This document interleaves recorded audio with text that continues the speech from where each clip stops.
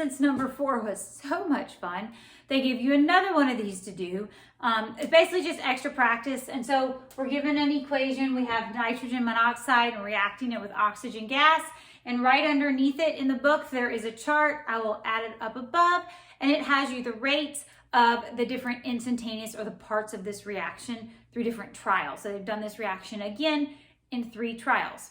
It wants us to calculate the rate equation. Now, to have a rate equation, we have to have a K, an X, and a Y. And we don't know those, so we're going to do similar to what we did for problem number 4, to calculate the X, then calculate the Y, then calculate the K. And so then you can put all these together in one rate equation. To calculate the X, I need to do a series of equations basically to cancel out the Y. And the Y will cancel out when the B reactant is the same in both trials. So the O2. So I'm going to be looking for 2 trials where O2 has the same concentration. And that's going to be in trials 1 and trials 2. So since trials 1 and trials 2, O2 has the same concentrations, oxygen will cancel out, and I'll be able to calculate for this reactant. So let's write the rate equation for trial 1. So when I put it in for trial 1, we have the rate from the chart times an unknown K, and I have the concentration of NO times the concentration of O2, and I have put in the value, the X and the Y variable. So now I'm going to do the same thing for trial 2. When I look at the chart, I can see that trial 2 has an instantaneous rate that is higher than trial 1. So I'm just going to write it above it so I don't have to rewrite it again. So this is my equation for trial 2 above my arm. This is the rate. K is the constant, the concentration of NO, and the concentration of NO2. Now, we are going to basically write those above each other and see what can cancel out.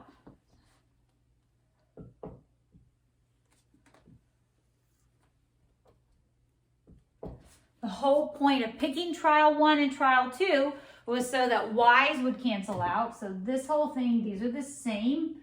So they're going to cancel out. Other things are the K's. Lots of units here that we're going to be canceling out. I'm going to rewrite it down here to simplify it. Okay, I realize that I've made a mistake here. So this should be 0.030 zeros, 712, and this is 3 zeros, 178. With all these zeros, there's a lot of places to make mistakes. So I have to make sure we don't get these mixed up. So as we rewrite it,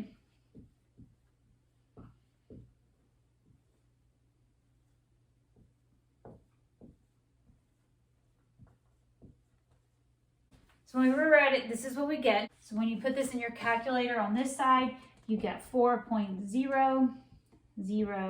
And then when you put this into your calculator, you get 2.00, and it's raised to the value of X. So 2 raised to what power will give you 4? And it is 2. So I know X is 2. So now you have to do that all again to calculate Y. So to calculate for Y, we're going to do this again, but we're going to do it with 2 trials that had the same concentration of NO. That way the X cancels out, and I'm only solving for Y. And trials 2 and trial 3 do that. So I'm going to write the equation for trial 2. So this is for trial 2. Go ahead and check yours. So now I'm going to do it for a trial 3. And I'm going to actually write trial 3 on the top. Do not always write the last trial on top. I'm just doing it so that the largest one of the rate number is on top when I do my division, so my answer is a whole number. So double check your work. I keep making silly mistakes today. I had a decimal in the wrong spot up here, but go through. So now we're going to set these on top. So these units cancel out, K's cancel out. The X should cancel out. That's the whole purpose here. And let's rewrite this. So when I cancel everything out, I'm left with these 2 very small numbers, and I'm going to be setting them equal to a concentration raised to the power of Y. So I'm put these in my calculator. I get this is a 2 and this equals a 2. So 2 raised to what power equals 2? 2 raised to the power of 1. So Y must be a first order reaction. So now I'm going to take what I have found for X and Y and try to make the rate equation. So when I write the rate equation, I get it equal to a K of a constant times the concentration of NO raised to the power of 2 times the concentration of oxygen raised to the power of 1. The question wants you to find the K or the constant for this. The only way I can do that is pick a trial and plug the data in and solve it for K. When I take all the information for trial 1, I'm putting in what the rate is times the concentrations of each of these. And so to solve for K, I'm going to divide both sides by that.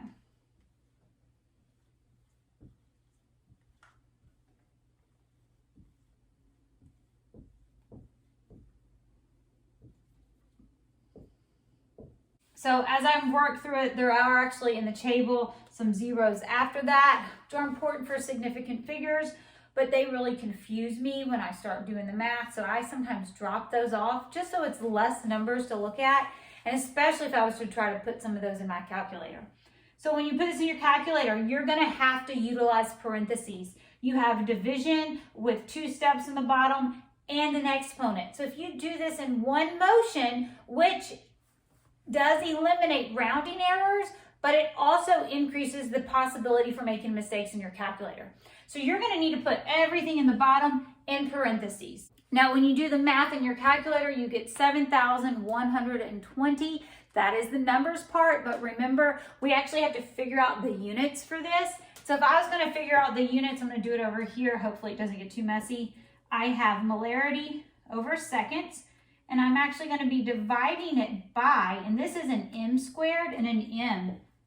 So I have an m squared and an m. Now when I'm dividing fractions, I'm going to be multiplying by the reciprocal, which is, so your molarity is going to be canceled out. And so your units is going to be seconds per m squared. So now when you're writing your rate equation, which is what it's asking for, you're going to take in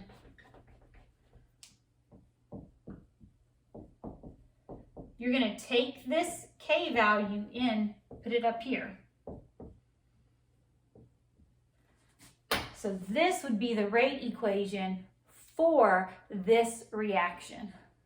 Question number 6 gives you 2 reaction coordinates that we have seen a lot in the last chapter.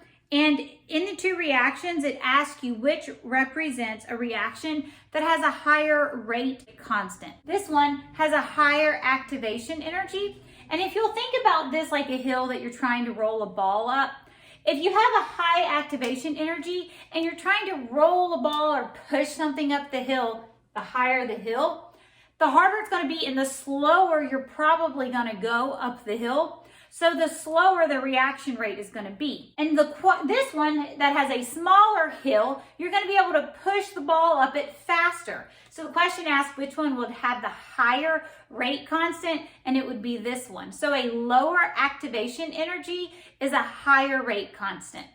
Question number 7 describes 2 reactions. It doesn't give you a diagram, but I've gone ahead and draw it. It says reaction A has a low activation energy compared to reaction B, which has a higher activation energy. And if I'm wanting to run these 2 reactions at the same rate, how could I affect the temperature to keep them going at the same rate?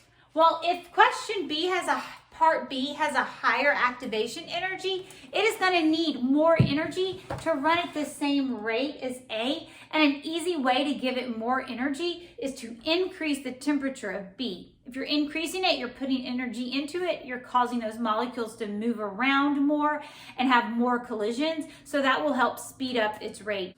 Question number 8 refers to hydrogen peroxide. And in this part of the chapter, you get introduced to something called a catalyst. And a catalyst is something in a reaction that speeds up a reaction. It helps it get over that activation energy, or it lowers its activation energy needed. So it speeds the reaction up, but it's not like consumed or part of the reaction. And so a frequent one that you may see that's kind of fun to do is called elephant's toothpaste. The elephant's toothpaste experiment you do at home, you're going to use hydrogen peroxide and you use a catalyst, and it's called yeast. And even though the yeast doesn't actually participate in the reaction, it makes it go much faster.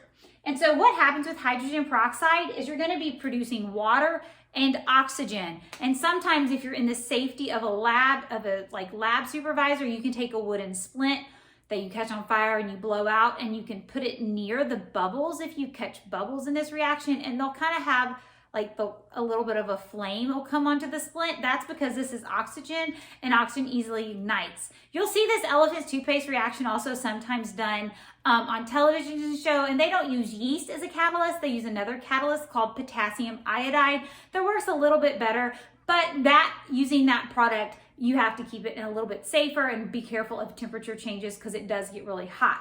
So safely, you can do this one at home with yeast. Now, hydrogen peroxide basically produces water and oxygen. So I tell you that to help answer question number 8. 8 says that a man accidentally cuts himself and he goes to the medicine cabinet and he puts hydrogen peroxide on it. That's frequently put on it to help with a wound, to help kill bacteria or anything that may be in it. But when usually you put hydrogen peroxide on a wound, it bubbles up and makes these white bubbles. And so when this man pours it on it, why did it not bubble? Well, it wouldn't have bubbled if it didn't have any more hydrogen peroxide in the bottle. What happens to hydrogen peroxide as it sits in a bottle over a very long time period? It just produces water and oxygen. Now, this is a very slow reaction, which is that elephant's toothpaste speeds it up and makes it go really fast. But if your hydrogen peroxide's in a bottle and the bottle's left open or it's been there a long time, eventually you will have a bottle of water. And so if you ever pull it out of the cabinet and you notice it doesn't work, it's probably water at that point. And the reason when you're putting this hydrogen peroxide on the wound, if it's not bubbling, you know it's not reacting, it's not producing this oxygen gas.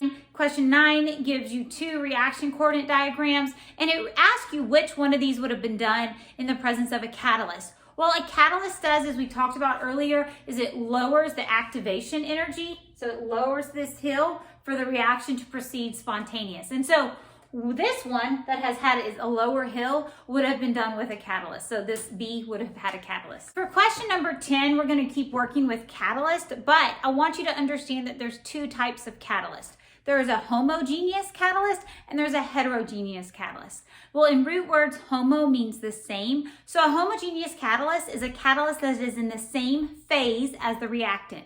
And a heterogeneous catalyst is a catalyst that is in a different phase as a reactant.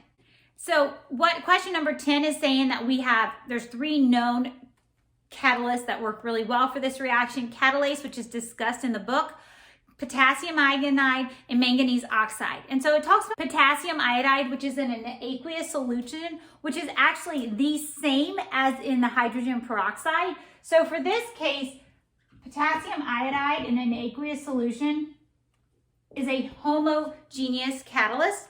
Now the other catalyst that we have is manganese oxide, and they tell it to you it's a solid. So a solid is not the same phase, so it is a heterogeneous catalyst. Now if I add a homogeneous catalyst or a catalyst that is in the same phase of the reactant, so if I add a liquid or an aqueous solution to an aqueous solution, it is actually going to react a lot faster and do a lot better job of being a catalyst. Well, when a homogeneous catalyst reacts, it changes what we call the reaction mechanism, which basically is the step-by-step process for how a reaction takes place. And it can skip whole steps of this reaction and make them go so much faster.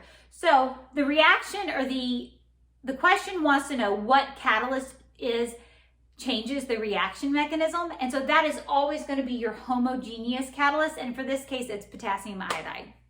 Question 11 gives me what looks like 2 reactions, but I didn't write it out to the side, but it says step 1 and step 2. So this is a catalyst reaction. The whole reaction happens in 2 steps. And the question wants me to determine what is the catalyst and then what's the overall reaction that's happening here. And a lot of times we don't write the catalyst as part of the overall reaction because even though it's part of it, it goes in and it comes back out. It's not absorbed or consumed by the reaction. And so in this reaction, I have oxygen gas and it's producing nitrous oxide.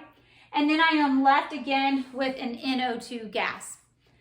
Then I have an NO2 gas with a sulfur dioxide, and I'm producing an SO3 gas and an NO gas. As I look through this into the first step, I realize that oxygen and NO gas are used up in the first step. They're not produced again.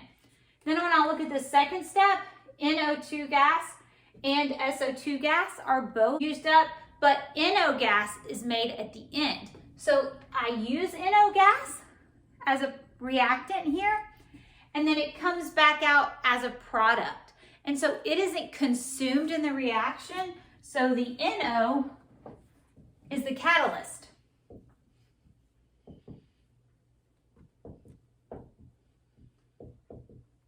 So now I want to write an overall reaction, and when you write an overall reaction, we're going to leave the catalyst out. So I'm going to have O2.